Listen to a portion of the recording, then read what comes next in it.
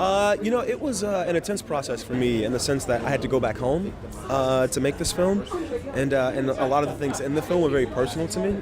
So it was intense. It was almost like therapy in a certain way, and I had these flesh and blood people living out my therapy session.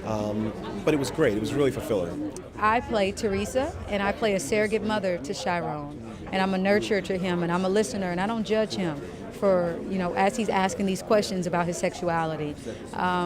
Because his mother, played by the incredible Naomi Harris, who's from here, she is struggling with crack addiction. So it's a story of those who are oftentimes ostracized and from society and outcast from society coming together to bring humanity closer.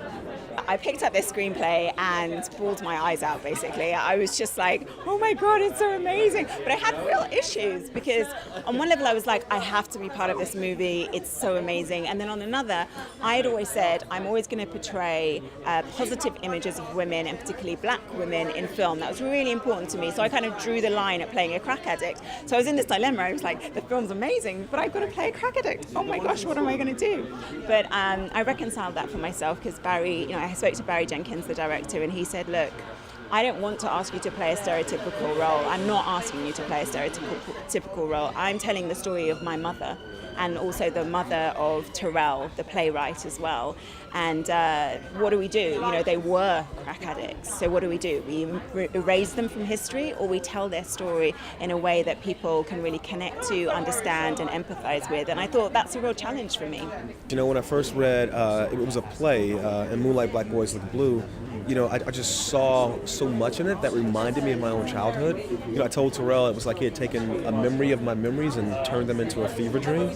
And as a visual storyteller, I just was struck by how much imagery there was between the words, and how much space there was, between the thoughts of the characters. And yeah, I relish the opportunity. I think one of the things that Barry did so well is he created another character that most people don't talk about, which is the real Miami.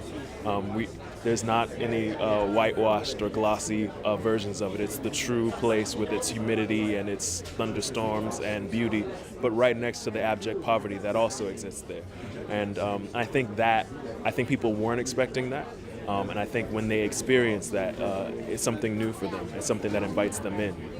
It's a very immersive experience, I would say, and I think if you don't know someone like these characters or met someone like these characters, I think by the time this film ends, you will know what it feels like to be these characters, and that's what I hope for from anything I make, but in particular for this story, because I feel like it's said often, but I think it's true. We don't see these characters in cinema very often, and because this is a rarity, because people aren't telling the story very much, I want to get it right, and I hope people are really moved by it.